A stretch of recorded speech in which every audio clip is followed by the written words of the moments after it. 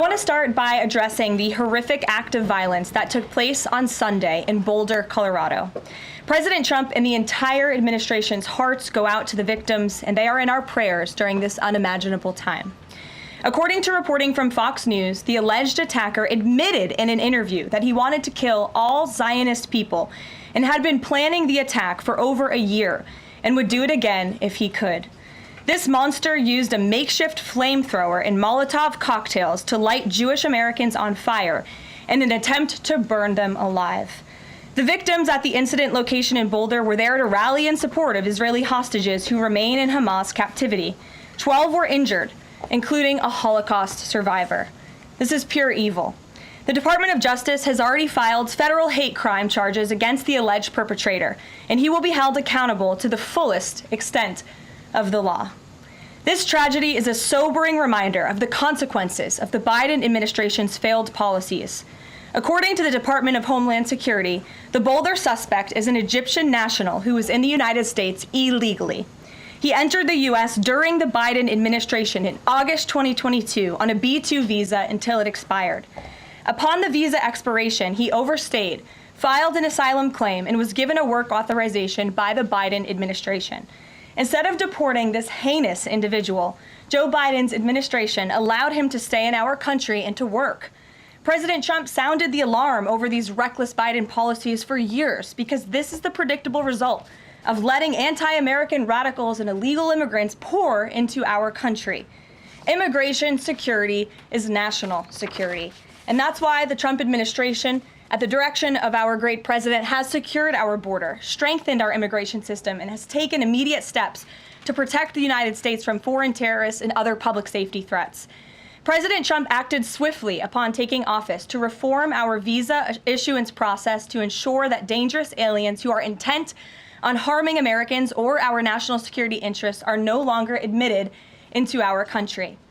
Under the Trump administration, aliens will only be admitted into the United States through the legal process and only if they do not bear hostile attitudes towards our citizens, our culture, our government, our institutions, or most importantly, our founding principles. Under President Trump, the United States has zero tolerance for foreign visitors who support terrorism. Violators of U.S. law, including international students, will continue to face visa denial or revocation and deportation. And illegal alien criminals will continue to be arrested and deported from our country. On that note, ICE and federal law enforcement partners just wrapped up a month-long surge operation arresting nearly 1,500 illegal aliens in the Commonwealth of Massachusetts. During the enhanced operation, dubbed Operation Patriot, ICE Boston and other federal law enforcement personnel focused on transnational organized crime, gangs, and dangerous illegal alien offenders throughout Mass. More than half of the nearly 1,500 illegals arrested had significant criminal convictions or charges pending against them. Here are just some of the violent illegal aliens who were removed from communities in Massachusetts during Operation Patriot. A Salvadorian national with active Interpol red notice for aggravated homicide. A Guatemalan national and registered sex offender who had pending criminal charges in Boston for 5 counts of indecent assault and battery on a person 14 or over. A Honduran national who was last arrested for rape, indecent assault, and battery of a person 14 or over. A Colombian national charged with kidnapping, aggravated rape, and indecent assault and battery on a person 14 or over. And a Guatemalan national who was convicted of murder in Boston. Also, a Brazilian national who was charged with aggravated rape of a child by force and possession of child pornography. Again, these are people who were living in the Commonwealth of Massachusetts. And lastly, a Salvadorian national whose criminal history includes charges of aggravated rape of a child by force. I don't think anybody in this room wants these types of heinous criminals in your communities. And it's thanks to this administration that they are being removed from our country. When Democrat-run jurisdictions released violent illegal alien criminals back into communities after making arrests instead of turning them over to federal immigration enforcement like they should, those Democrats are putting law-abiding Americans at risk. And these insane policies force law enforcement officials to make much more difficult arrests that put their lives, our law enforcement lives, in jeopardy. President Trump is incredibly grateful for our heroic officers on the front lines getting these violent illegal alien invaders out of our communities. Law and order is back in America under President Trump. And on that same note, there are new crime statistics that show crime is plummeting. In fact, Politico summed it up like this. Murder rates are tumbling across the U.S. in 2025. Homicide stats are down at least 20% over last year. And we could be on course for the lowest number on record. With President Trump in charge, the days of criminals being put over victims are over. On the topic of immigration, the Washington Post just ran one of the most ridiculous headlines ever, even by their standards. And on my very first briefing several months ago, I said I would hold anyone accountable in this room. The Washington Post actually had this headline, "The Mysterious Drop in Fentanyl Seizures on the U.S.-Mexico Border." How is this mysterious? There is no mystery about why there is a decrease in fentanyl coming into the United States. This administration's strong border policies are the reason there has been a decrease in fentanyl trafficking. His strengthened relationship with Mexican President Sheinbaum and all of the measures he has been taking to deter illegal human and drug trafficking at our United States southern border is the reason for plummeting fentanyl seizures at the U.S. border. There is nothing mysterious about that, and we'd like to see the Washington Post update their headline accordingly. This is clearly trying to intentionally manipulate the minds of the Americans, and I think the American people understand why there's been a fentanyl drop. And our office responded to this inquiry. We provided a whole host of the reasons that fentanyl seizures at the southern border have dropped, and the Washington Post refused to run them, and that's despicable. In other news, positive economic reports continue to flood in. Inflation dropped to 2.1% in April. Personal income increased 0.8% in April. So inflation is down and wages are up. That's almost triple the expectations and against the doubts of nearly everyone in this room. And we also saw the largest monthly decline in the trade deficit on record as a result of President Trump's very powerful tariffs. Lastly, the price of eggs has dropped more than 61% since President Trump took office in January. I remember my very first briefing, I was asked about the cost of eggs. The reporter tried to insinuate it was this administration's fault, even though he had only been here for a few days or weeks. It was a result of the previous administration's terrible policies, and in record time, this president has fixed that problem that he inherited from Joe Biden, and now egg prices have dropped 61% since this president took office. There's a lot of good news, and I'm sure you have a lot of questions, so let's get to them. We have just the news in our new media seat today. Amanda Head, thank you for being with us. Why don't you kick us off? Sure, thank you so much. There is a disturbing trend of anti-Semitism turning into terrorism. Of course, the Boulder, Colorado instance that you just mentioned, the two Israeli embassy staffers who were murdered, Pennsylvania governor's mansion with the Jewish governor inside getting set on fire. Does the president consider this domestic terrorism, and as such, are there official alerts to law enforcement, BOLOs, task forces, things like that? The president has very clear, as he said in his statement yesterday, that yes, these anti-Semitic acts of violence are do qualify as terrorism, and he does not want to see terrorism or violence of any form taking place in the United States of America. And as for specifically anti-Semitic terrorism and anti-Semitic acts of violence and those that are targeting Jewish Americans, this administration has done more to combat that violence than any administration in history. And one incident is one too many, and I think, frankly, that's something the previous administration was not willing to say. This president will stand up for Americans of all religions, of all faiths, of all creeds, and we will continue to look at policy measures and actions that we can take in addition to the actions that have already been taken to curb this anti-Semitic violence. And to Jewish Americans at home, across the country, this president has your back. And then on another issue, back in February, Secretary Kennedy created a commission to re-examine the childhood vaccine schedule. But there are still states outstanding like California, Connecticut, Maine that are not allowing any religious exemptions for kids not only to go to school, but to participate in sports and extracurricular activities. Would the president want to see religious exemptions allowed across all 50 states? And how do you enforce that, especially with states like California that are already defying the president on the men and women's sports issue? Generally speaking, I know the president supports religious exemptions for families when it comes to vaccinations. As for the instances in those specific states, I'll have the administration and the White House look into it and see what executive action, if any, we can take on that front. Thank you. Kelly. Good afternoon. We're now in hurricane season, and obviously there is great concern every year about the potential for that. Can you speak to how the president is planning to have the level of support, should it be needed, to be as it has been with a reduction in the workforce? And is he still comfortable with Administrator Richardson, who had talked, whether joking or not, about not being aware of a hurricane season for this country? What is the president's level of briefings on what may be required? If you could give us kind of an overall update on that. Sure. Of course, we know that we are into hurricane season now, and I know FEMA is taking this seriously, contrary to some of the reporting we have seen based on jokes that were made and leaks from meetings. But Secretary Kristi Noem and the FEMA leadership are all over this. They are committed to ensuring that federal resources and tax dollars are there for Americans in need. And the president continues to review requests for emergency aid and carefully considering them.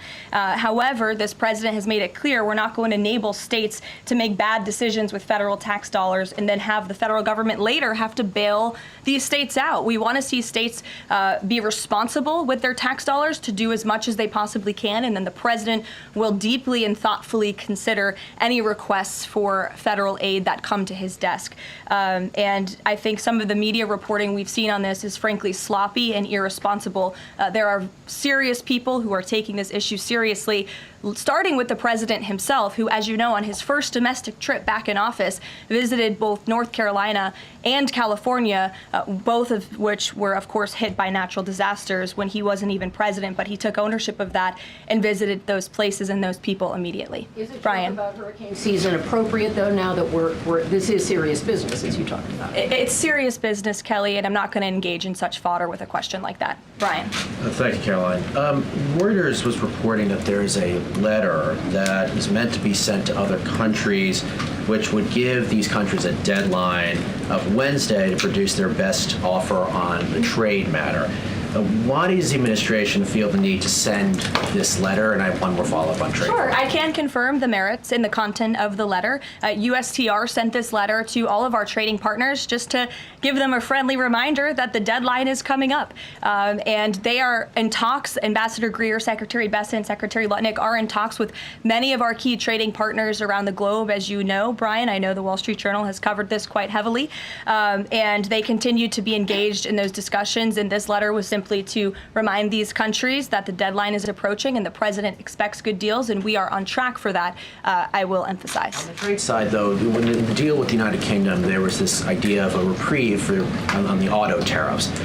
Is the president looking to do another similar deal on the sector-by-sector reduction in tariffs, or is this more going to be deals related to the reciprocal tariffs that were announced months ago? Well, as I've said previously from the podium, and the president has discussed as well, each country has unique advantages, unique challenges to it based on their markets and what they export to us and what we export to them. And so that's why the president smartly advised his trade team to engage in tailor-made deal-making. And we saw that with the United Kingdom, and we'll see that with other countries as well.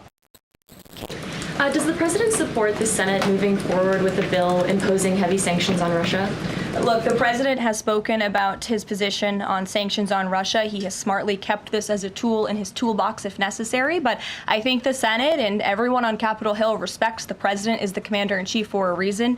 And as you know, Russia and Ukraine engaged in direct talks yesterday. That was at the encouragement of this president when he spoke to both leaders of both countries via phone just a couple of weeks ago. And so I would just like to remind everybody how far we have come in just 4 months. I mean, it was inconceivable last year at this time for Russia and Ukraine to be engaged in direct talks. And it's because of the president's insistence and determination to get this war to an end that these countries sat down yesterday. So he's willing to use sanctions if he needs them, and the Senate and the Capitol Hill understand that the president is the commander-in-chief and he's leading United States foreign policy as he should. And on Iran, the president said that the U.S. would not allow for any uranium enrichment, but the proposal offered to the Iranians reportedly allows for low levels of enrichment. Can you explain that discrepancy?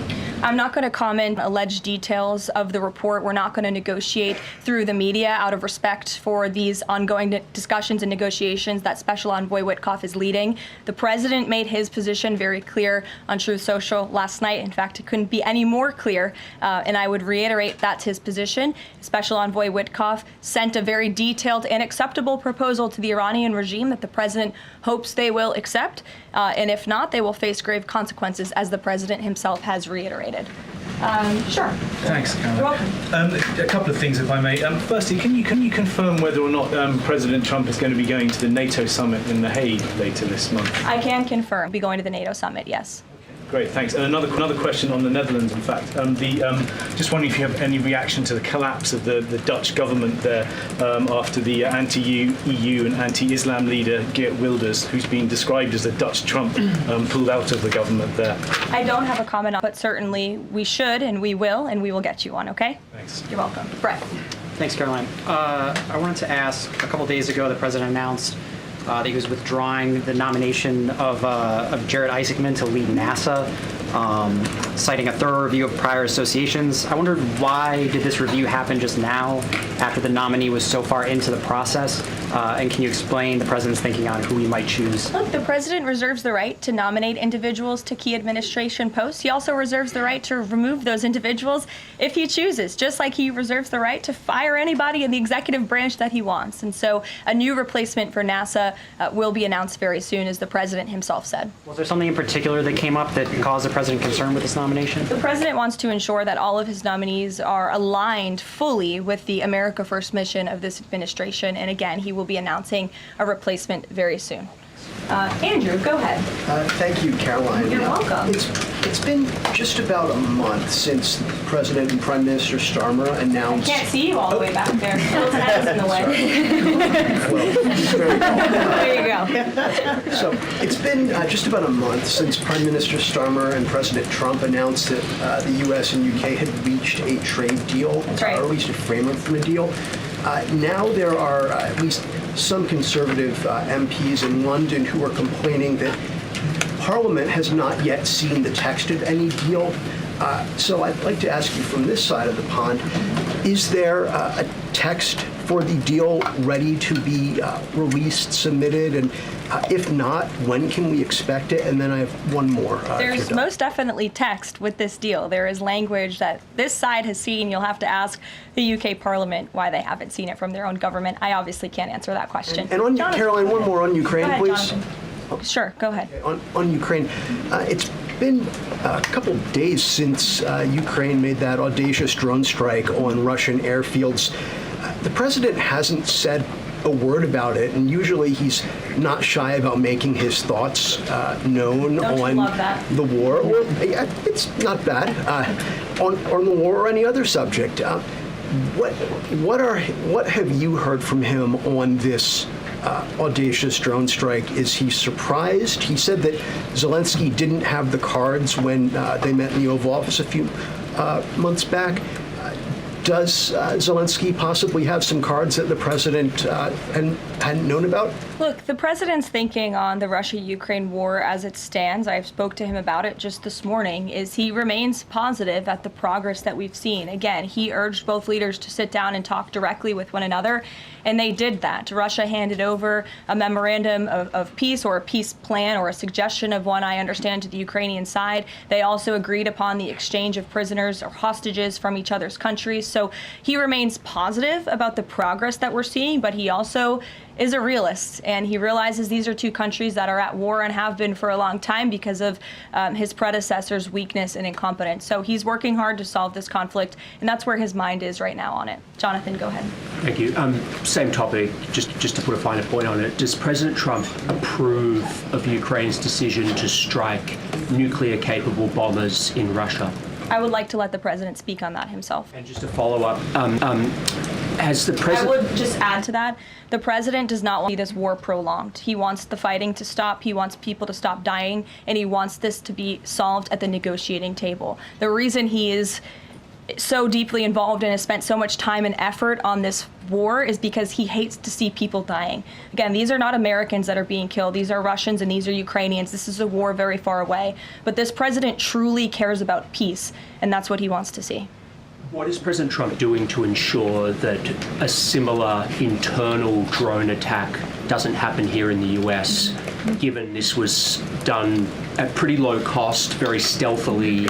You know, it obviously raises questions about our own security, particularly for US aircraft here. It absolutely does, and that's why the president nominated Secretary Hegseth and has approved some of the changes that have been made at the Pentagon to ensure that we have the most lethal fighting force in the world, and that the United States military is the best, the biggest. That's why he wants the One Big Beautiful Bill to be passed, because it increases our defense spending. It's why he also launched the announcement of the Golden Dome to prevent from missile strikes and attacks in the future. And the president has a full understanding, I can tell you because I've spoken to him about it, about the future of warfare and how drones are a big part of that. And I will not get ahead of our policy team, but I think you can expect to see some executive action on that front in the very near future. Karoline. Caitlin. Two questions for you as well. On the Big Beautiful Bill, you said recently that it is, quote, blatantly wrong to say that it adds to the deficit. You essentially said that an estimate from the Congressional Budget Office and other scorekeepers you believe are wrong. But Republicans like Ron Johnson and Rand Paul disagree. They are saying that it will add to the deficit. That is their concern. Is the White House's position that those two Republican senators are, quote, blatantly wrong? It is. Those senators, it's not news that they disagree with this president on policy, and the president has vocally called them out for it and for their not having their facts together. I would add the Congressional Budget Office has been historically wrong. In fact, they predicted the Trump tax cuts from the president's first term in 2017. Their prediction was wrong by $500 billion. Those tax cuts had nearly $500 billion more of revenue than the Congressional Budget Office scored. And I would also point out, I don't think many people know this, there hasn't been a single staffer in the entire Congressional Budget Office that has contributed to a Republican since the year 2000. But guess what? There have been many staffers within the Congressional Budget Office who have contributed to Democrat candidates and politicians every single cycle since. So unfortunately, this is an institution in our country that has become partisan and political, and we are very confident in our own economic analyses of this bill. There is $1.6 trillion in savings, and our Office of Management and Budget Director, Russ Vought, is a fiscal hawk. He is well known in this city for being a well-respected fiscal hawk. He has tools at his disposal to produce even more savings. And as you know, the White House will be sending our rescissions package to Capitol Hill today. And on immigration, the other day that the Homeland Security Secretary said, and I'm quoting her now, that an illegal alien threatened to assassinate President Trump and highlighted his arrest. A man has now admitted to framing him, saying that he wrote the letter that the DHS Secretary Kristi Noem posted online. Last I checked before I came into the room, that post was still up from DHS. Does the White House expect them to issue a clarification or a correction on that We front? can ask the Department of Homeland Security and get back to you. Jeff. Karoline, is the United States putting pressure on China to release its hold on rare earths that are hurting car companies and technology companies now that require that for their products? And is that pressure working? Well, I can assure you that the administration is actively monitoring China's compliance with the Geneva Trade Agreement. I know the United States, on our end, we have complied with the terms that we set, and our administration officials continue to be engaged in correspondence with their Chinese counterparts. And as you all know, and I know there's a lot of interest in it, there will be a leader-to-leader talk very soon. And when that happens, as always, we will let you know. Also in Asia, just does the White House have a reaction to the results of the election in South Korea? Yes, we do. And let me find it here for you. It should be somewhere in here. Thank you. We do not, but I will get you one, Jeff. Go ahead. Thanks, Kelly. Two questions on trade. Is this letter that was sent to trading partners a sign that the president isn't satisfied with the pace of these negotiations? Is he trying to light a fire under these talks now? Well, look, the president has been direct to our trading partners in his conversations with them and with foreign leaders directly that they need to cut deals with the United States of America. The tariff agenda of this president, he believes very strongly in it. And as you've all seen, he's unafraid to use tariffs to protect our industries and protect our workers. But he wants to see these tailor-made deals be signed. And I will tell you, of course, I never want to be the one negotiating with the press about these internal discussions and deliberations. But our team, who is deeply involved in this, sees these deals moving in the right direction. In fact, Ambassador Greer is in Paris right now meeting with many of our trading partners. We should still expect this flurry of deals in the next 36 days, and the plan is still for those full tariffs to go back into effect on July 9th. The plan is for the announcement of these deals to be made very, very soon, yes. Sure. Thank you, Caroline. You're welcome. So Governor Whitmer confirmed that she spoke with President Trump about the possibility of pardoning the plotters against her, the kidnapping case. She didn't give us an idea of what the president's reaction was to that. Do you have any information about what he said? Well, I won't reveal the president's private discussion unless he gives me liberty to, but I will reiterate what he said publicly when he was asked by one of the journalists in this room in the Oval Office a couple of weeks ago about the pardons. He said it's something he would look at, nothing more, nothing less. Haley, go ahead. Thanks, Caroline. And then to Kelly next to you. Thank you. When it comes to the leader-to-leader call with Xi Jinping this week, what is the president's expectation of this call? Is he looking for concrete outcomes out of this, or is he looking to kind of warm relations as these trade talks are ongoing? Well, President Trump and President Xi have shared a respectful relationship throughout the years. And again, I won't get ahead of the president on that call, but as always, after, you'll hear directly from the president or from myself or someone else here at the White House. Kelly. Caroline, thank you. I want to get back to the anti-Semitic behavior that's been going on college campuses, as well as recently in Boulder, Colorado. The president, as you know, has the White House Faith Office, the Religious Liberty Commission, as well as the Anti-Task Force on Anti-Christian Bias, which includes anti-Semitism. From a whole of government perspective, and the president has already mentioned how he hates these kinds of acts that have been going on, can these entities and these agencies work together with the president to put out a proactive campaign to help people stop the hate? I think the president himself has been leading on this, Kelly, and has been incredibly clear in his rhetoric that he is not going to tolerate such hate or behavior in the United States of America. And you will see that rhetoric being followed up by action from the Department of Justice, who is seeking to prosecute these cases to the fullest extent of the law. And I know the Attorney General and the FBI Director were very quick to call this what it was, targeted terrorism. And there was some, I think, criticism from the media and well, at least pundits I saw on television saying, are they too quick to jump here? No. They see the facts and they reveal those to the American people, and they're transparent. And I think, frankly, that's a breath of fresh air from what we experienced in the previous administration. Are there programs that they can put in place to campaign against this kind of violence, to actually take the whole approach and say, we want to get ahead of you. If you're thinking it, don't do it. And if you're going to do it, sit down and talk to someone within the Faith Hall, within the Religious Liberty Commission, as well as the task force. Yeah, surely. It's a good idea, and I'll pass it along to them.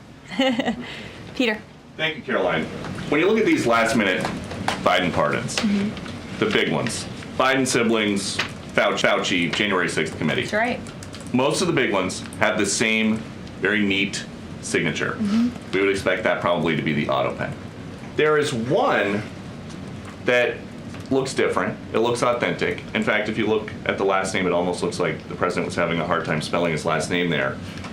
Is this White House of the opinion that the only pardon that would count is one that the president signed himself? It's very interesting. Very interesting props. If you want to bring them to my office later so I can take a closer look, I would like to do that. The president is making a good point when he discusses the usage of the auto pen. Who was running the country for the past 4 years? Perhaps those documents were signed with the auto pen, something that this, I believe the Department of Justice is looking into. As you saw, Ed Martin made an announcement at the Department of Justice this morning to launch an investigation because the American people deserve answers. Is there any concern that this president who won the election on a promise to fix the economy and close the border, that focusing and scrutinizing these Biden pardons is looking into the past instead of looking forward. I think in comparison to the amount of time this president has spent on securing the border, on fixing our economy, I just read out for you an entire list of economic accomplishments. Look at the border numbers, look at the time and effort he's divulged into solving the global conflicts abroad. It pales in comparison, but it still, nevertheless, is a very important issue. And it was a huge issue that sent the president back to this White House. The Americans saw with their own eyes a mentally incompetent president, and they want answers for that, and the president believes they should have And them. something that just crossed, Karoline, how mad do you think President Trump is going to be when he finds out that Elon Musk said, "I'm sorry, but I just can't stand it anymore. This massive, outrageous, pork-filled congressional spending bill is a disgusting abomination. Shame on those who voted for it. You know you did wrong. You know it." The president already knows where Elon Musk stood on this bill. It doesn't change the president's opinion. This is one big, beautiful bill, and he's sticking to it. Tamara. Thank you. The National Security Council was reorganized, or some staffing changes were made the Friday before Memorial Day. I'm hoping you can explain sort of the new structure, what the structure is of the National Security Council, what the goal is in terms of staffing levels. What is the new National Security Council mode? Well, as with everything in the White House, it is a top-down approach. The president is here. He is president. He's not an auto pen like the previous president was.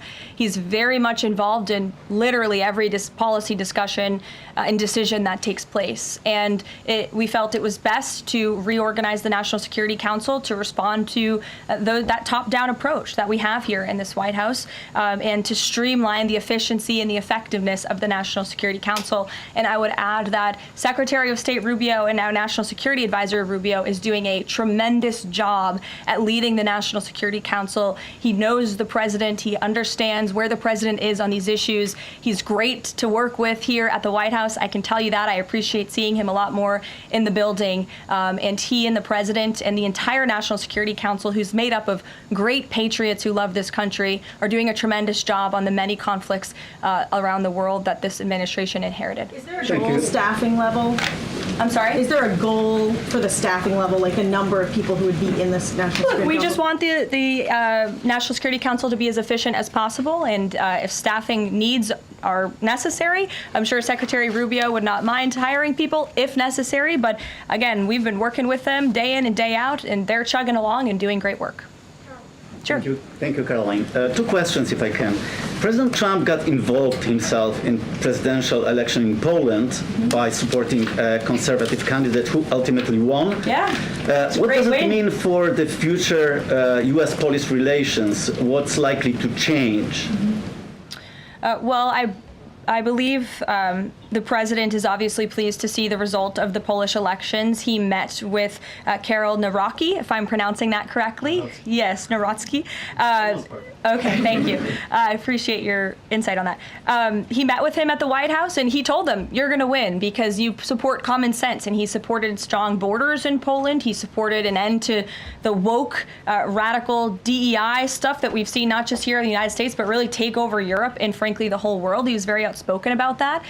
And I was reading the reports about how the Polish people felt about this man, and they felt like he was putting the needs of Poland first. And that's a very refreshing feeling, one that we know very well here in the United States of America. So as you know, the United States and Poland have always had a very deep and strong relationship, friendship. They're a great ally, and I know the president continues to look forward to working with them. We have one more on Ukrainian drone attack on Russia. Was President Trump informed in advance by Ukraine that the attack is coming? He was not. Carrie. Karoline, so I just want to go back to the issue on the anti-Christian bias as well as issues on anti-Semitic issues. Senator Grassley just put out a report saying that the FBI files have shown that the Catholic group targeting was way more prevalent within the FBI during the Biden era than was previously shown, as far as former FBI Director Christopher Wray was putting out there during congressional testimony. Can you discuss here what President Trump would like to see in terms of consequences within the FBI as far as those who were involved? Also, the second question, if the DOJ finds that the auto pen was used by President Biden, should those actions that were used with the auto pen, should they be null and void? I'm not going to get ahead of the Department of Justice's investigation into the usage of the auto pen. And again, the question is not, was the auto pen used? It's whether or not the President of the United States knew it was being used, and if not, who was using it in his name, which is clearly illegal behavior. Deanna. Thanks, Caroline. One on foreign policy, one domestic, if I can. Sure. On foreign, just speaking to the president's Truth Social post about Iran recently, saying that there will be no uranium enrichment. Is he saying that that's a red line for him or no? I already answered this question. The president's been very clear about where he stands on that. Okay, and then on domestic, there is a report that Laura Loomer met with the vice president today. Can you speak to her relationship with the administration and if she's informally advising in any way? She is not. I do know she met with the vice president. As for what was discussed in that meeting, I would defer you to his team. Thanks, Caroline. I had one question on anti-Semitism, one question on China. So for years, radical leftists and Islamists have been calling for so-called globalize the Intifada. Do you believe this is a call for violence against Jews? And do you think these attacks on Jews around our country is what globalizing the Intifada looks like? I don't want to speak to the merits claims without looking into them, but as I said, any violence against Jewish Americans will be prosecuted to the fullest extent of the law. Absolutely. And also, Secretary of State Rubio made an announcement saying he'll be revoking visas of certain Chinese students, including those with connections to the Chinese Communist Party. Does that include sons and daughters of politicians, presidents, and chairmen? Again, Secretary of State Rubio has the right to revoke visas, and made the announcement that the State Department will begin to aggressively revoke those visas of Chinese students who are in our country, namely those with Chinese Communist Party ties, or those who could be a threat to our national security and the interests of the United States. Should both of you, go ahead and then back with you. Thank you. There are now reports that Israeli forces are firing on Palestinians trying to get aid from the Gaza Humanitarian Foundation. Up to 20 people, according to the Red Cross, have arrived to the hospital that they've set up with gunshot wounds, have died from them.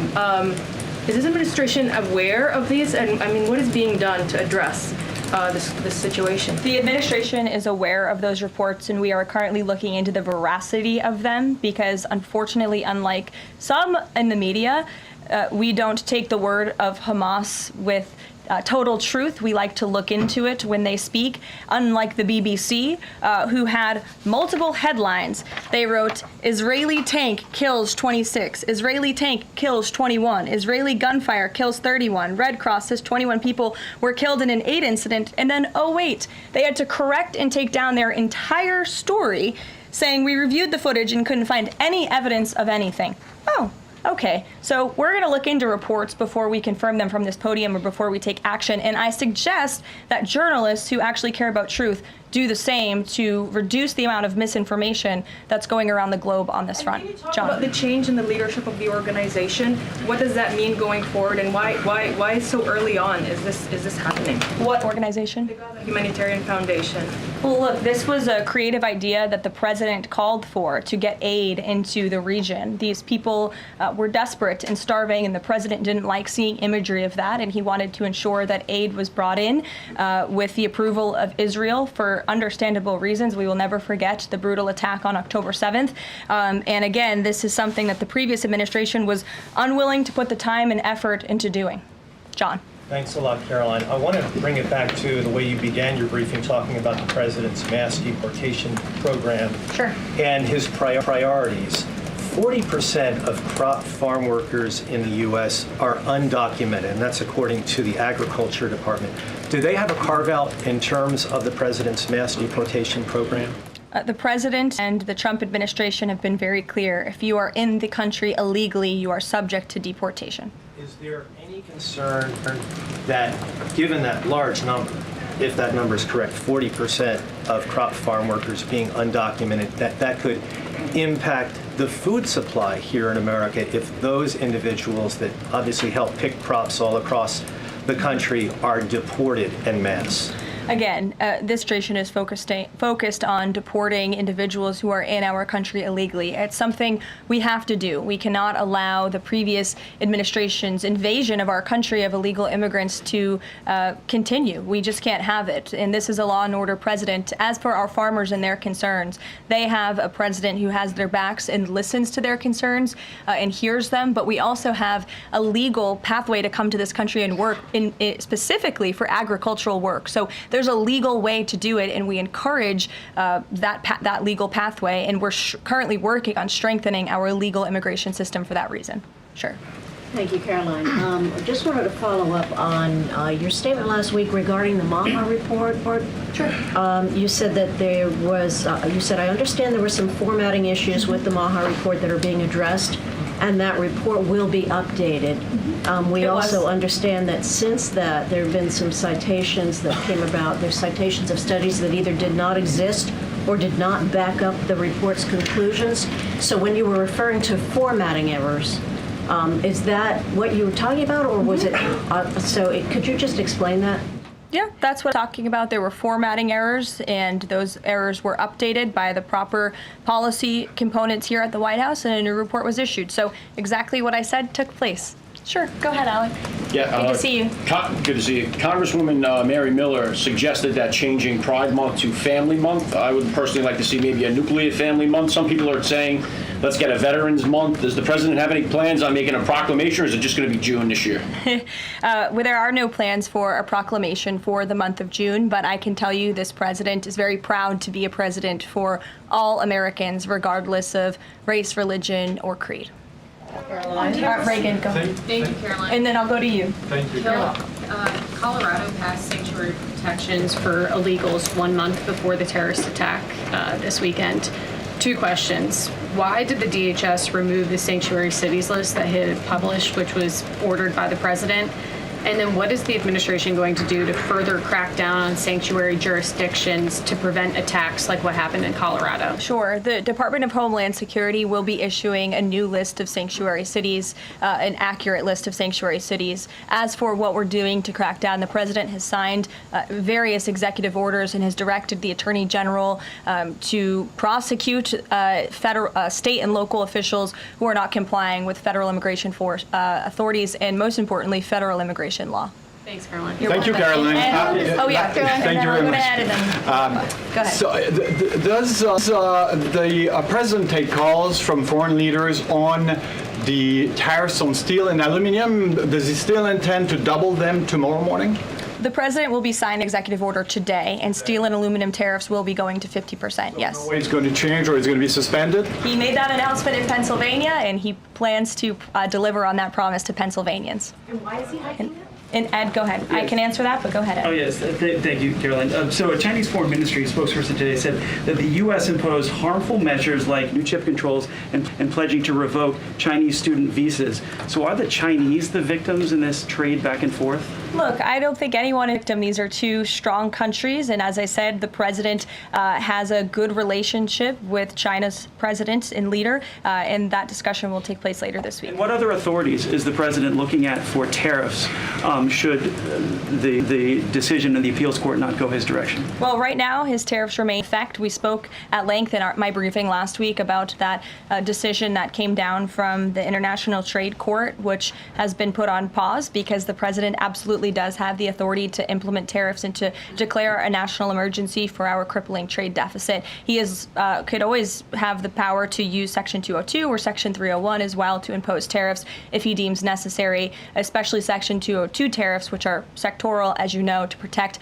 our critical supply chains here at home. Thanks, Caroline. You're welcome. You've got U.S. business leaders begging for certainty. So why did the president suddenly decide to hike tariffs on steel and aluminum again? You also have U.S. leaders begging to meet with this president and begging to come to the White House to talk to him because they know that he is a negotiator in chief, that he's making good deals on behalf of the American worker and the steel worker, in particular when it comes to the steel and aluminum tariffs, which he discussed in his speech at length at Pennsylvania and the need for them. And I would just add, I was at that speech on Friday with the president, and there were 2,000 steel workers and their families in the room. Many many of them wearing their hard hats. I spoke to one backstage who said this is the greatest thing that has happened for that community in Pittsburgh, Pennsylvania in 60 years, because this is a president who doesn't just talk the talk, he walks the walk too, and he's delivering on his promises to bolster our steel and aluminum industries in this country and to protect those jobs. If not for this president, that steel plant in Pittsburgh, Pennsylvania would have closed. Those jobs would have been lost. And the president saved that company, he saved those jobs, and he's saving that community. And that's the intention of the steel tariffs, which he will sign later this afternoon. Thank you very much, everyone. We'll see you later. Friday for she.